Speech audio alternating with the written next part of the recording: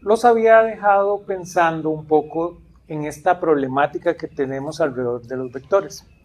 La clase anterior hablamos cómo a todo físico le debe doler el escribir la mecánica de forma vectorial.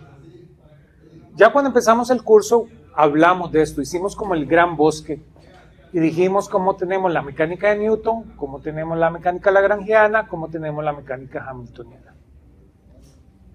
Y habíamos dicho cómo en ese esquema donde tenemos la mecánica íbamos a tener aquí formas de cómo llegar a la mecánica, que eran básicamente los formalismos. Y teníamos el formalismo de Newton. Cuando hablamos del formalismo de Newton, dijimos que este es el primer formalismo que tenemos para la mecánica. Eso lo hace súper relevante, porque antes no teníamos una versión de la mecánica que realmente nos pudiera proveer ecuaciones del movimiento, y Newton lo logra. Pero dijimos que eso lo logra a través de la segunda ley de Newton. Y la segunda ley de Newton tiene ese pequeño problema, que es vectorial. Entonces, hablamos que años después vino el formalismo de Lagrange. Y años después vino el de Hamilton.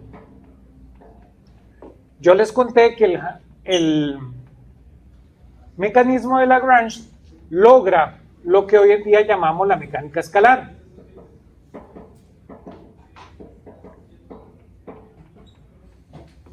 Que es básicamente volver esta ecuación diferencial una ecuación diferencial escalar. Lo que pasa, y contamos que esto es lo que vamos a entrar en Mecánica 2, en la versión número 2 del curso. Igual abajo les dejo el link.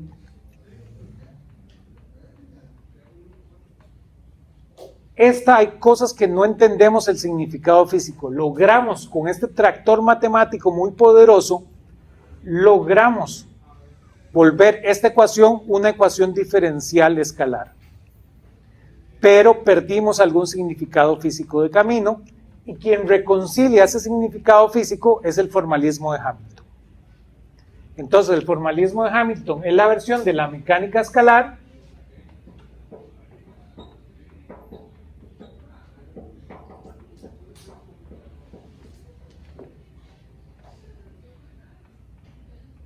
con significancia física, por decirlo de una manera. Dicho de otra manera, nosotros no sabemos qué significa el lagrangiano. ¿Lo ven? No podemos identificarlo directamente en la naturaleza. En cambio, lo que es el hamiltoniano, este objeto sí lo puedo identificar directamente en la naturaleza. Entonces, le recobramos ese significado físico. Pero evidentemente no podemos llegar al hamiltoniano sin pasar por el lagrangiano, y por eso es importante tener esta concepción de la mecánica. Para poder trabajar la mecánica escalar, vamos a hacer un paso intermedio. Vamos a hablar del cálculo de variaciones.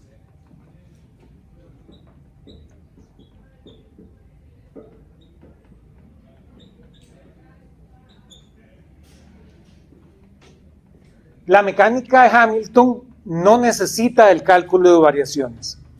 Esa es la pequeña diferencia que hay entre Lagrange y Hamilton.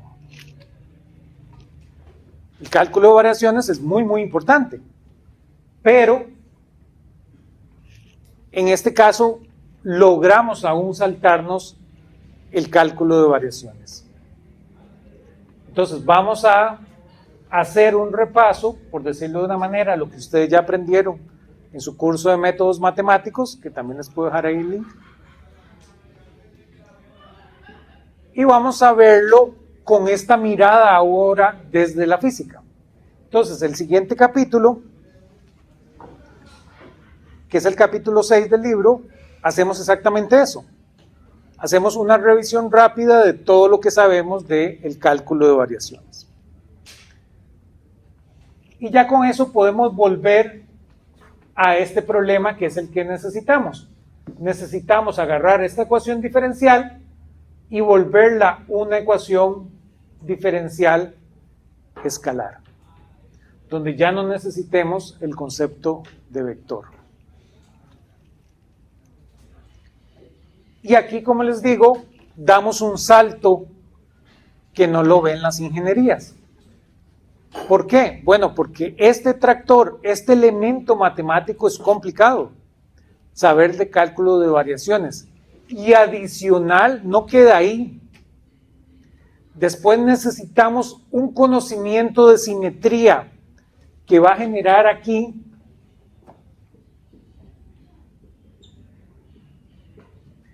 un cambio de paradigma, básicamente. En ningún momento hemos hablado de la simetría dentro del formalismo de Newton. Vamos a ver que esta cantidad lagrangiana tiene una correlación muy importante con la simetría. Y eso hace ese cambio de pensar en la física, cosa que ya nos separamos del pensamiento de la ingeniería. Aún hay algún área de la ingeniería que estudia lagrangianos, pero nunca a través de esta parte de la simetría. Y por eso el formalismo lagrangiano se vuelve tan importante en la física. Y vamos a ver que todas las otras teorías de la física nacen a partir de esta formulación lagrangiana. Ustedes hablan de electromagnetismo. Bueno, el electromagnetismo viene de un lagrangiano en específico que yo puedo construir a partir de la simetría del problema. Igual, la mecánica cuántica. La mecánica cuántica no es más que estudiar la simetría de un problema, escribir un lagrangiano y con eso usted obtiene la ecuación del movimiento de lo que ustedes llaman mecánica cuántica. Exactamente es igual a la relatividad general. La relatividad general, a partir de la simetría del problema, escribo un lagrangiano y con eso encuentro la ecuación del movimiento de la relatividad general que se llama la ecuación de campo de Einstein. ¿Lo ven? Evidentemente en esos cursos no vamos a llegar a eso. Para eso tienen que ir a su curso de mecánica de posgrado, ¿verdad? Que también lo da este elegante profesor, ¿verdad? Entonces, ahí les toca escucharme con ese cuento a mí también. Ahí los espero, ¿sí? Pero por eso se vuelve tan relevante. Hay un montón de cosas que aprendemos aquí en el formalismo de Hamilton. Hay un montón de cosas que no hemos explotado aún. Este es un formalismo que a ustedes les va a tocar cuando hagan sus doctorados ver qué nuevo hay por este camino. ¿Sí? Volvamos al cálculo de variaciones, del cual ustedes ya saben varias cosas. Vamos a ver algunos métodos acá.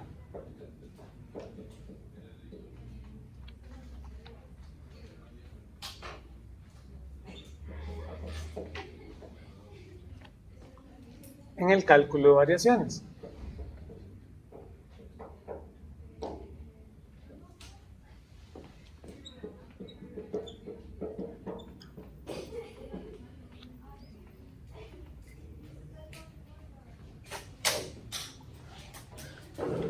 Básicamente, los físicos ven el cálculo de variaciones como este problema, que es el de encontrar el camino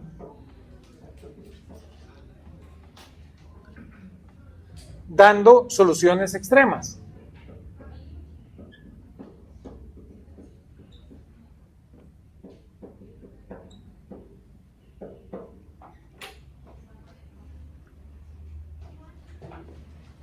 El ejemplo más común de esto es la distancia entre dos puntos.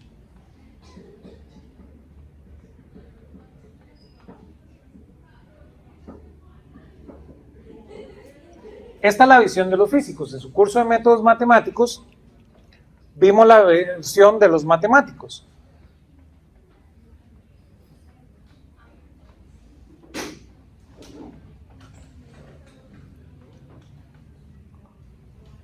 Y claro, a los físicos esto les causa demasiado interés.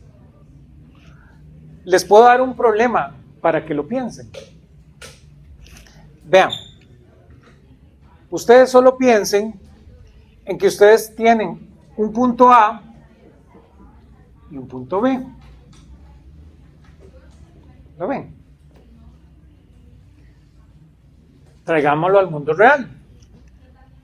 Piensen en que ustedes van a, por ejemplo, a subir el Chirripó. Ustedes van a subir una montaña. Ustedes van a subir, no sé, el Kalahari. Entonces, ustedes están aquí en el campo base y tienen que ir al punto más alto del Kalahari. Pero hagan esto. Ustedes van a salir del punto base a la misma hora. Por ejemplo, ustedes van a salir apenas sale el sol, a las 5 de la mañana.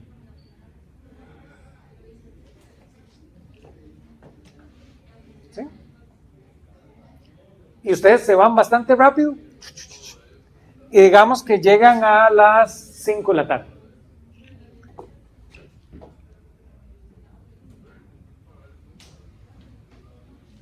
¿Lo ven?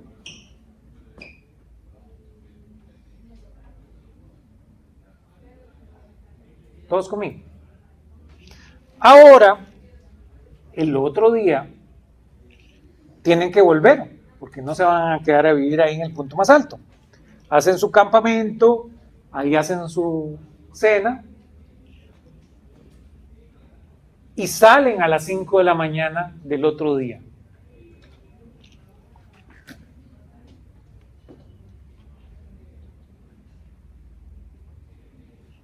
Y llegan aquí a las 5 de la tarde.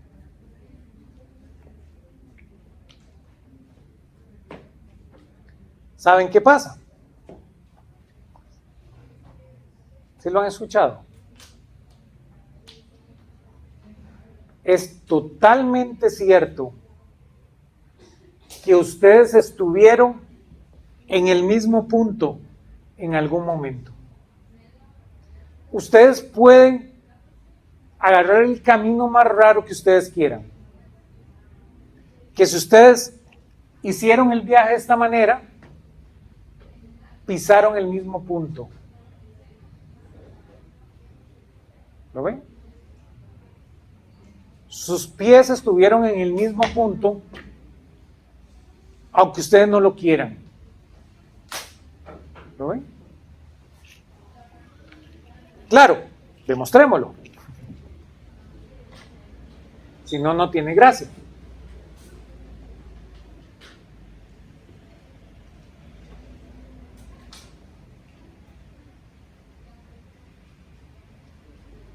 Entonces, yo necesito, ¿lo ven? Tengo aquí el T1, tengo aquí el T2, tengo aquí el punto A, tengo aquí el punto B. ¿Lo ven? Yo partí de acá, llegué acá. Sin importar cuál sea el camino que yo utilice,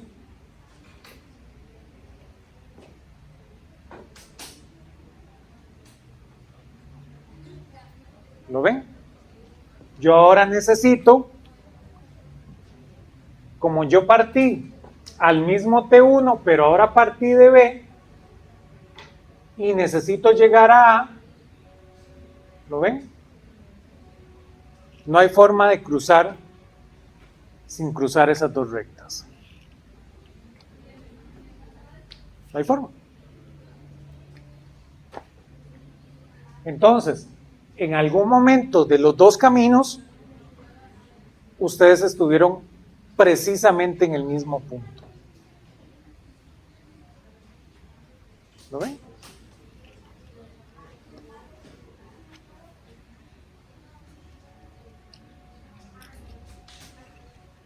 Esto da muchísimo en qué pensar. De aquí sale toda la rama de la topología realmente. Todo lo que sabemos de la topología inicia con esta idea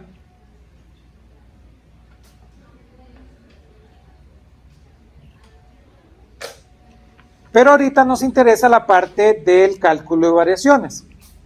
Realmente estas ideas inician con Newton.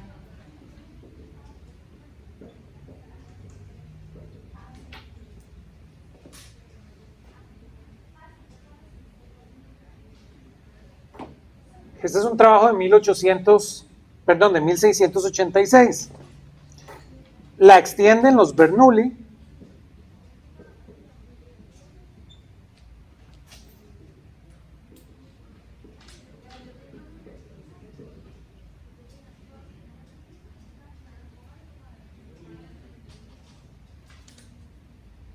Por el año 1696.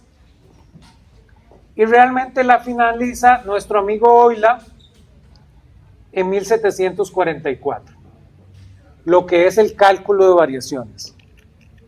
Empezar a pensar en estos extremos. ¿Y por qué pensamos en estos extremos? Porque es lo único que conocemos, ¿lo ven? Solo sabemos de dónde partió y a dónde llegó. Eso es lo que sabemos usualmente de seguro en la física. Entonces queremos tener algún mecanismo para poder reproducir a partir de un estado final y uno inicial alguna trayectoria. Y eso es lo que comen los físicos todos los días. ¿Lo ven? Sin importar el campo. Si usted está en la física nuclear, esto es lo que hace. Si usted está en el estado sólido, esto es lo que hace. Si usted está en la astrofísica, esto es lo que hace. Si usted está en la física de partículas, esto es lo que hace. ¿Lo ven?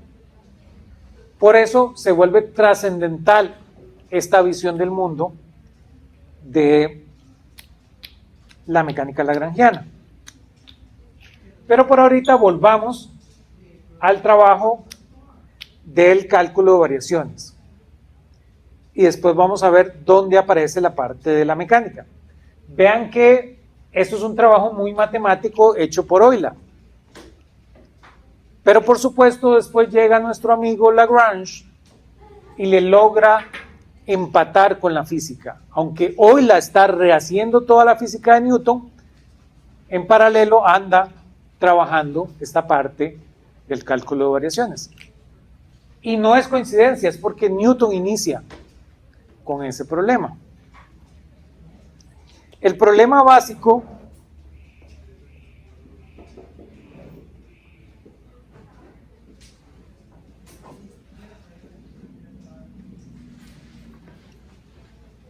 es determinar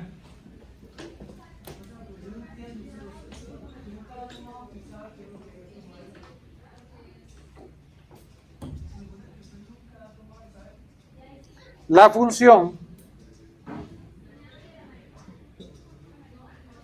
y de x tal que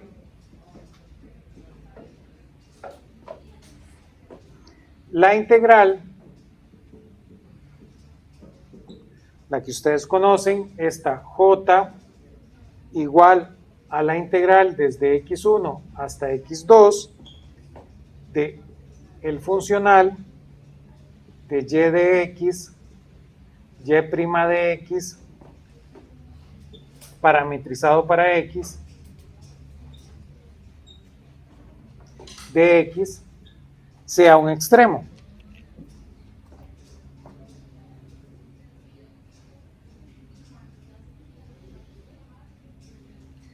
Ese es el problema como tal.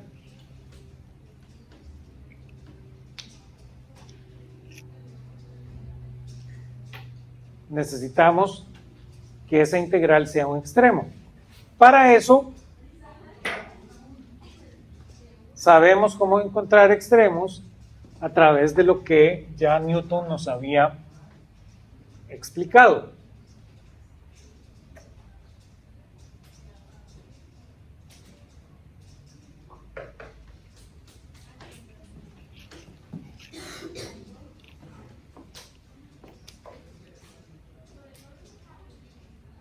Esto se logra,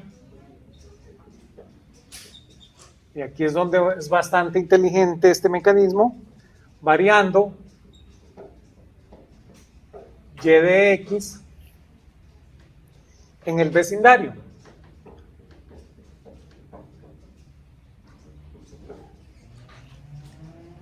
Es decir, pensar que mi y realmente va a ser un y de alfa con x,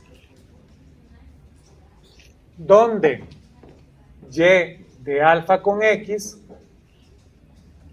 es igual a y de 0x, es decir, exactamente el punto que buscamos, más alfa con una función neta de x.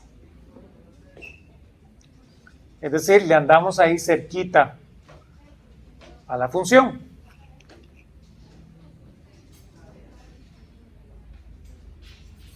Entonces, nuestra cantidad j ahora va a ser función de alfa. Entonces, j va a ser la integral desde x igual 1 hasta x2 de el funcional, pero ahora es el y es función de alfa y de x. El y' también.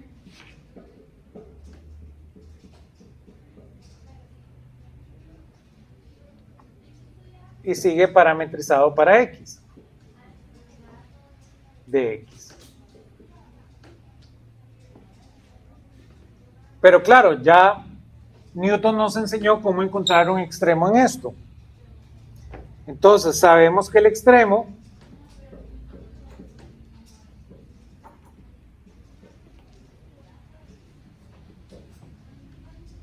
ocurre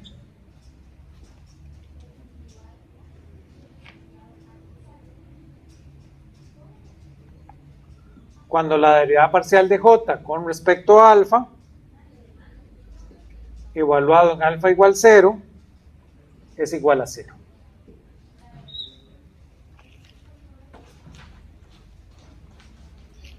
Y ahí tenemos un extremo.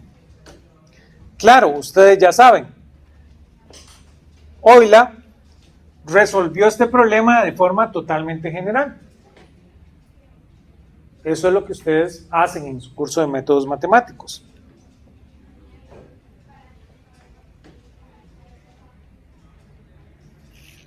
La solución es lo que llamamos la ecuación de Euler.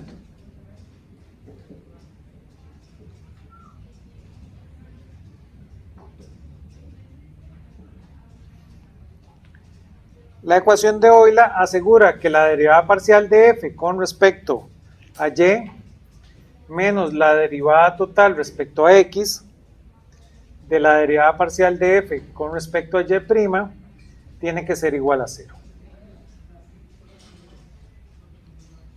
Y esa es la solución general del problema anterior.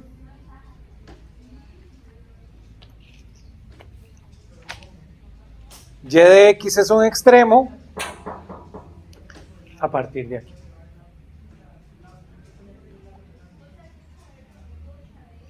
Esto matemáticamente se le llama que es una condición necesaria.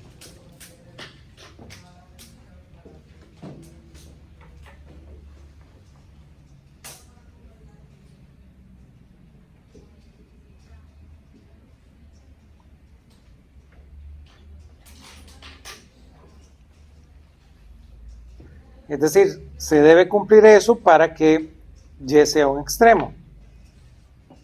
Aún ustedes saben que existe una forma secundaria.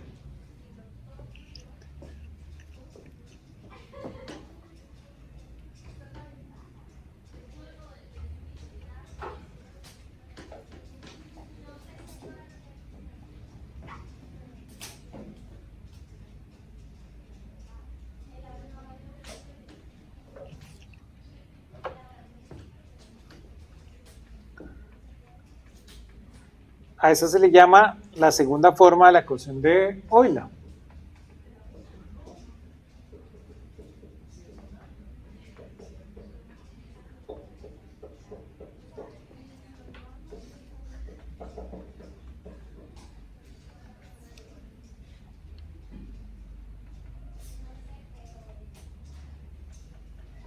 La cual es interesante para casos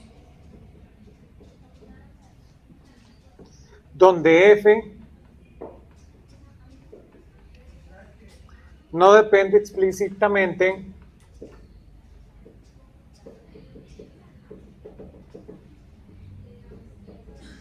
de x.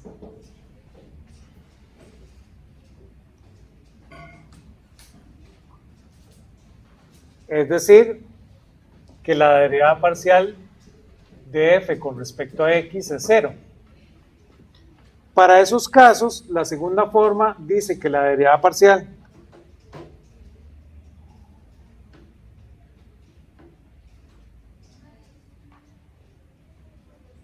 de f con respecto a x menos la derivada total con respecto a x de f menos y' de la derivada parcial de f con respecto a y'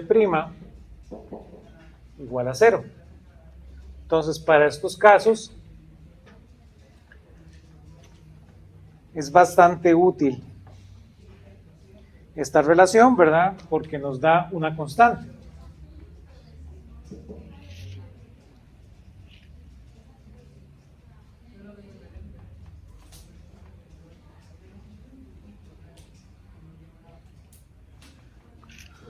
Sí.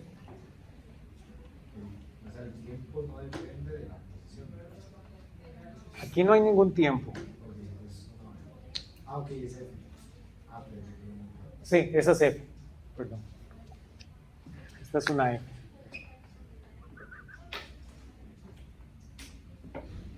Esta letra es la misma que esta, la misma que esta.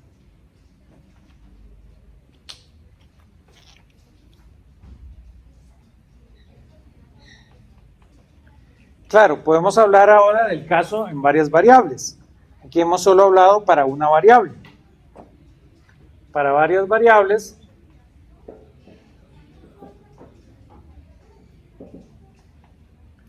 tenemos que nuestro funcional va a ser función entonces de y1 de x, y2 de x,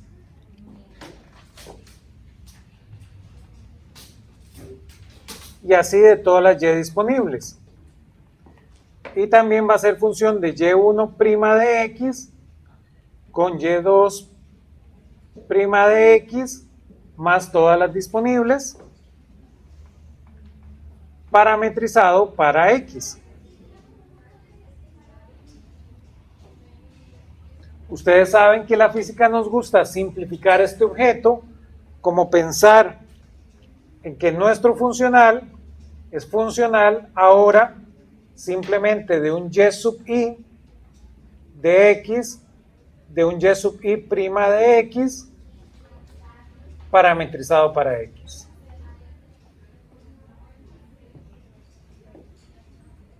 Tomando en cuenta que i varía desde 1 hasta n.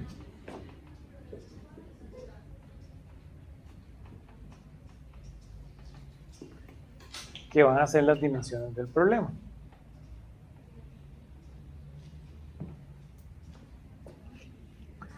Eso me genera i ecuaciones de Euler.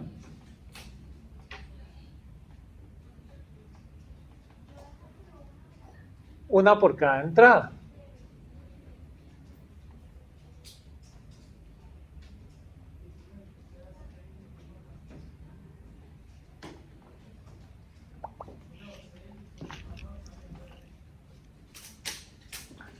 Entonces vamos a tener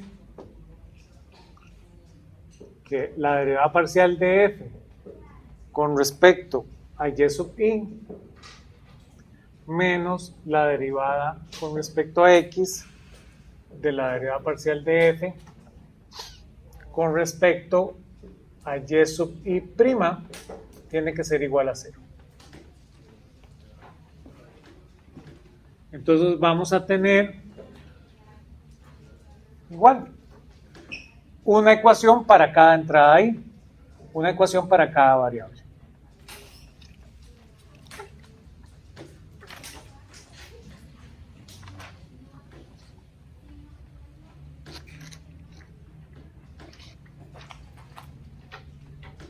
Ahora, algo interesante que vamos a utilizar bastante es el caso cuando tenemos condiciones auxiliares. Entonces, a esto le llamamos ecuaciones de Euler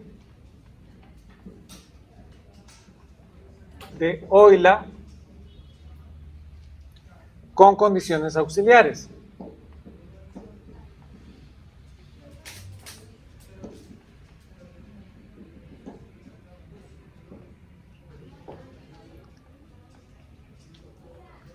Entonces, es pensar, esto ustedes lo ven en su curso de métodos matemáticos, que vamos a tener alguna restricción en el problema. Entonces, ¿cómo se ven nuestras ecuaciones de Euler ahora con una restricción en el problema?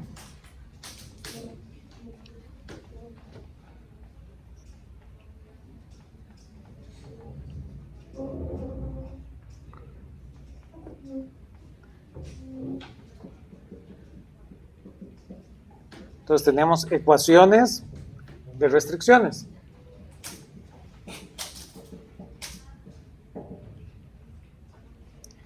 En ese caso,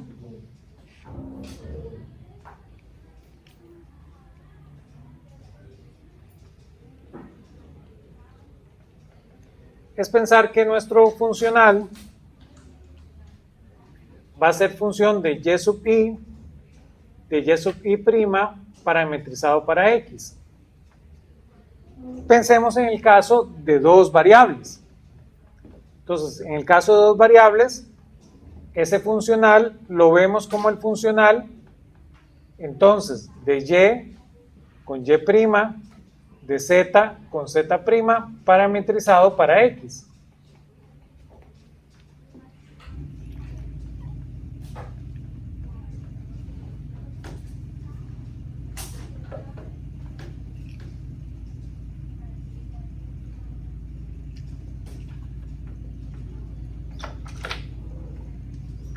Entonces, si yo ahora lo que quiero es calcular la derivada parcial de j con respecto a alfa, este objeto va a ser la integral desde x1 hasta x2 de la derivada parcial de f con respecto a y menos la derivada total respecto a x con la derivada parcial de f con respecto a y', de cómo varía y con alfa, más la derivada parcial de f con respecto a z, menos la derivada total respecto a x de la derivada parcial de f con respecto a z', de cómo varía z con alfa.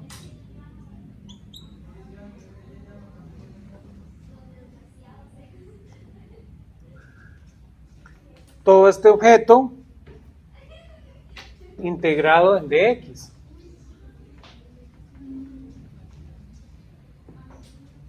Pero lo que sucede es que ahora tenemos una ecuación adicional, que es la ecuación auxiliar o lo que llamamos la restricción del problema.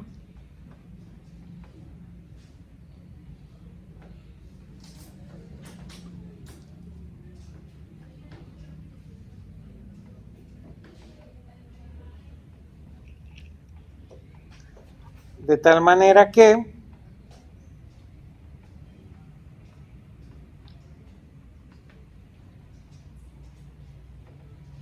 tenemos una ecuación G, que esta ecuación relaciona el xy parametrizada para x. Dicho de una manera, es una G que relaciona y con z parametrizado para x. Y esta es igual a 0. Entonces, Aquí es una de las primeras cosas que aprendemos para el caso de restricciones. La restricción siempre va igualada a 0. ¿Sí? Eso es algo que vamos a estar viendo.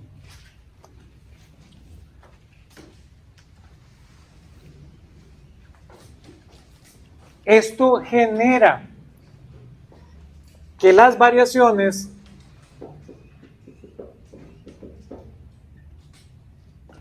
derivada parcial de y con respecto a alfa y derivada parcial de z con respecto a alfa ya no sean independientes.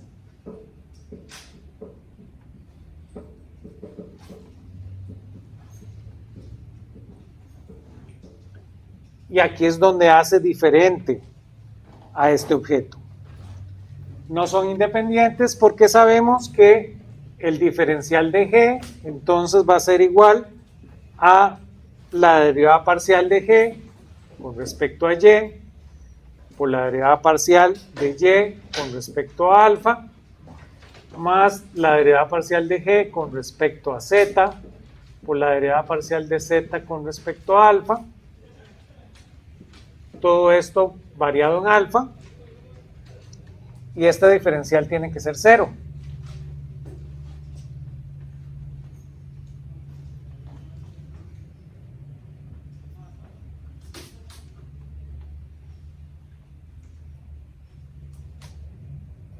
Y ahora ocurre lo que sabemos. Si yo ahora necesito minimizar esta cantidad y teniendo este objeto, vean que yo sé que mi y ahora va a ser de alfa x, este va a ser igual a y de x más alfa de un neta 1 de x y que mi z de alfa x va a ser igual a un z de x más alfa de neta 2 de x. Voy a tener dos netas.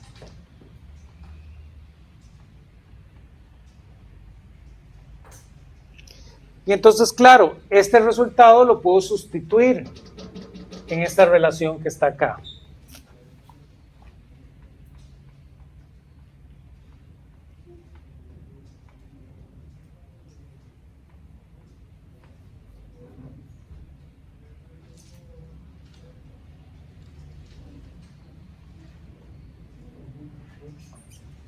Voy a ahorrar por acá. Si hacemos esa sustitución, vean que esa sustitución luce como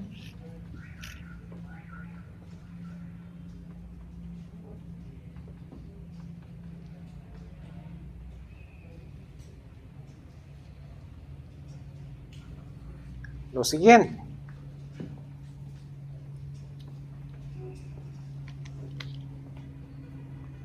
Vean que entonces sería la derivada parcial de j con respecto a alfa va a ser igual a la integral desde x1 hasta x2 ahora de la derivada parcial de f con respecto a y menos la derivada total respecto a x de la derivada parcial de f con respecto a y', cierro paréntesis, menos la derivada parcial de f con respecto a z, menos la derivada total respecto a x, de la derivada parcial de f con respecto a z'.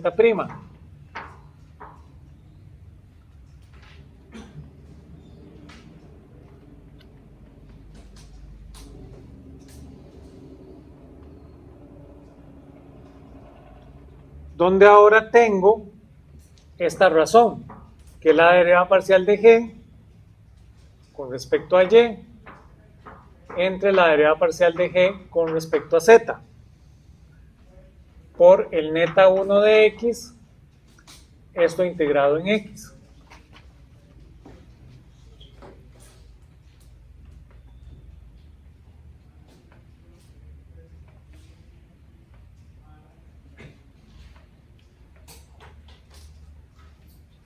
Y claro, cuando yo intento minimizar eso, me encuentro con que voy a tener dos ecuaciones. Pero esas dos ecuaciones tienen una corrección.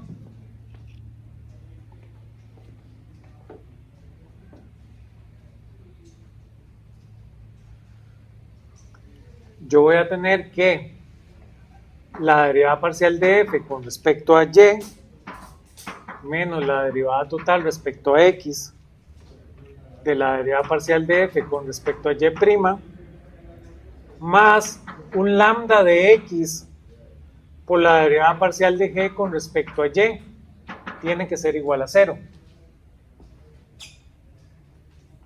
Y una similar para z.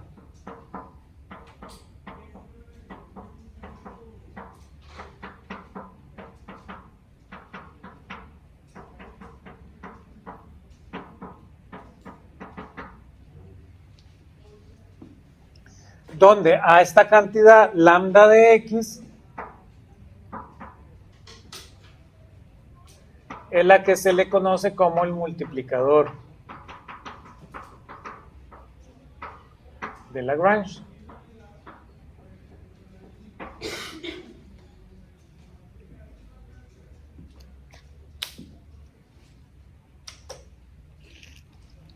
Que es el que me permite resolver el problema.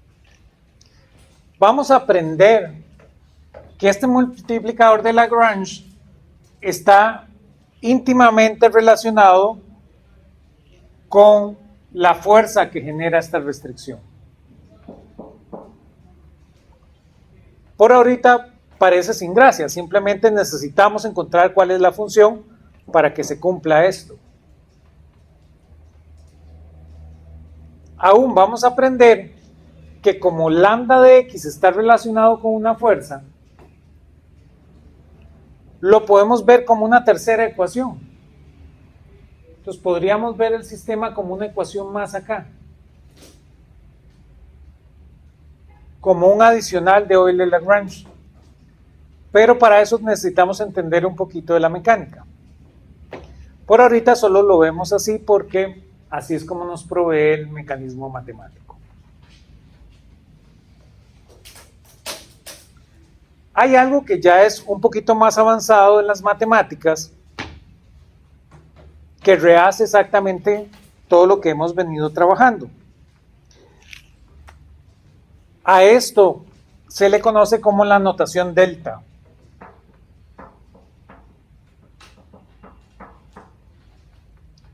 Y se usa un delta. Entonces, bajo la notación delta, es pensar que si yo tengo la derivada parcial de j con respecto a alfa, y ahora tengo el diferencial de alfa, este objeto es la integral desde x1 hasta x2 de la derivada parcial de f con respecto a y, menos la derivada con respecto a x de la derivada parcial de f con respecto a y'.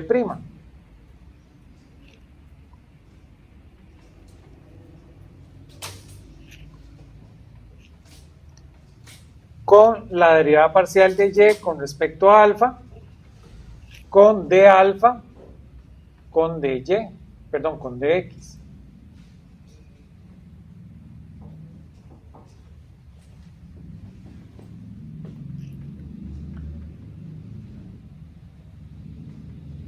Entonces voy a hacer una definición, voy a definir la notación delta.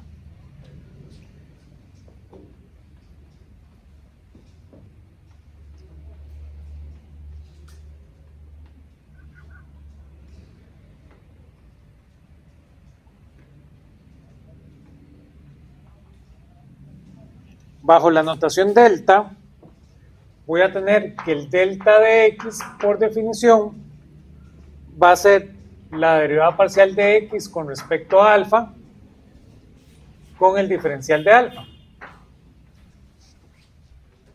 Entonces, bajo esa definición, esto que queda aquí implica que el delta de j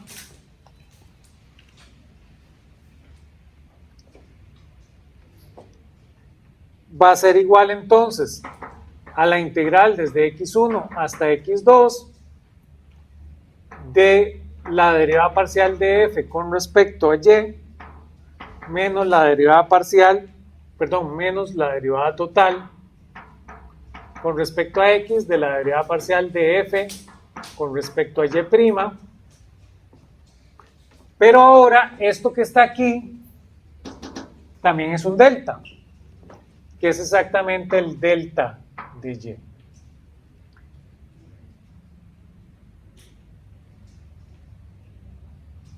Por el diferencial en x.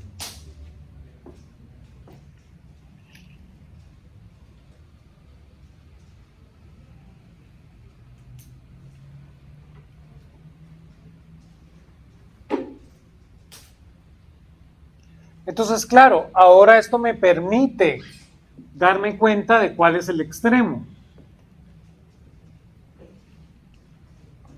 Porque entonces yo lo que voy a ver es que yo necesito que el diferencial de j a través del delta. Entonces, esto va a ser el delta de la integral de x1 hasta x2 del funcional de y con y' parametrizado para x de x. Ahora yo necesito aplicarle el delta a este objeto. Si yo hago eso, esto es igual a la integral de x1 hasta x2 del delta de f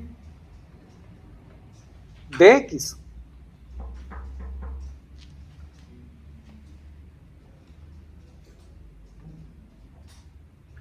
Entonces, ahora necesito, el delta es un operador diferencial.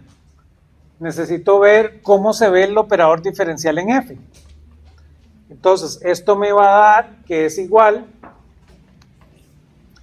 a la integral desde x1 hasta x2 de la derivada parcial de f con respecto a y por el delta de y, por regla del producto, más la derivada de f con respecto a y' por el delta de y'. Esto con dx. Y ahora lo interesante es que es el delta de y'. Vean que el delta de y'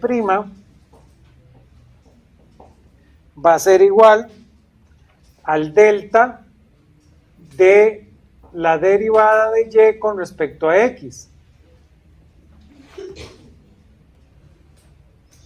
Y este objeto es lo mismo que la derivada de x del delta de y, ¿lo ven?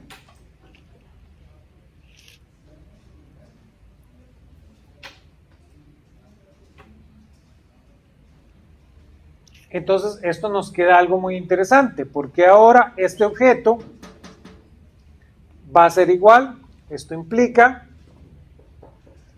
que el delta de j va a ser igual entonces a la integral desde x1 hasta x2 de, este no hay ningún problema, la derivada parcial de f con respecto a y, del delta de y, pero ahora tengo este que está aquí. Ese que está ahí me va a quedar más la derivada de f con respecto a y' con la derivada con respecto a x de el delta de y de x. Pero ahora, esto es una integral por partes. ¿Lo ven? Sin importar que sea este objeto.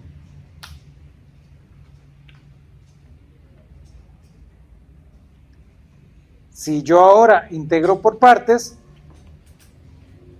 voy a borrar por acá, obtengo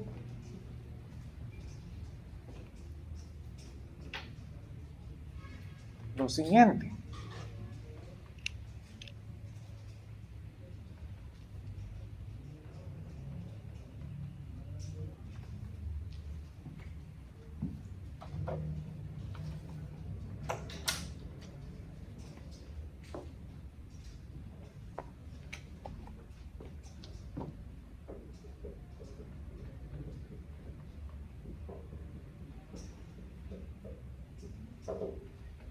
yo voy a obtener que el delta de J tiene que ser igual a la integral desde x1 hasta x2 de la derivada parcial de f con respecto a y menos la derivada con respecto a x de la derivada parcial de f con respecto a y' por delta y por dx.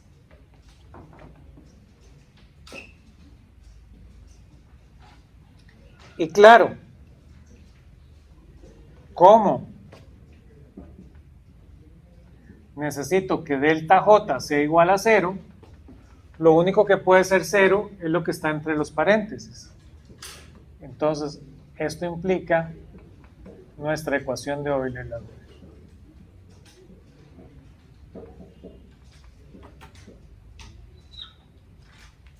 Y de ahí obtenemos, a partir del variacional, la ecuación de Euler-Landré.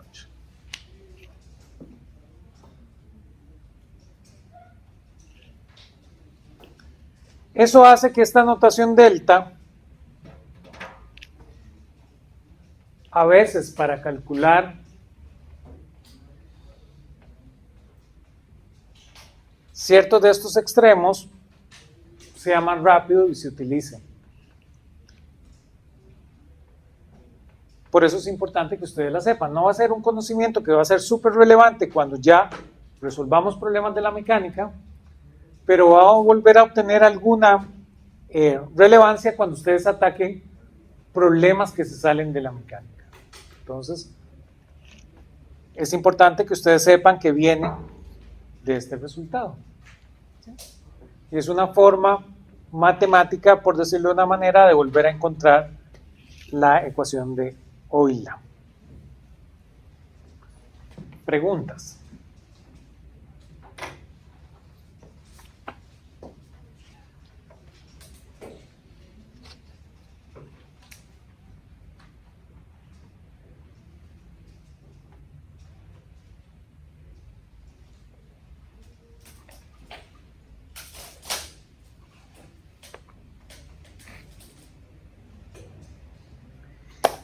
Bueno, con lo que empezamos la próxima clase es ahora ver qué pasa con la segunda ley de Newton.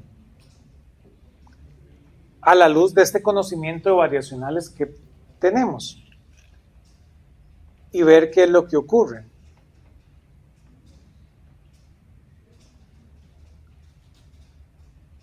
Y otra vez, y quiero dejarlos pensando en esto.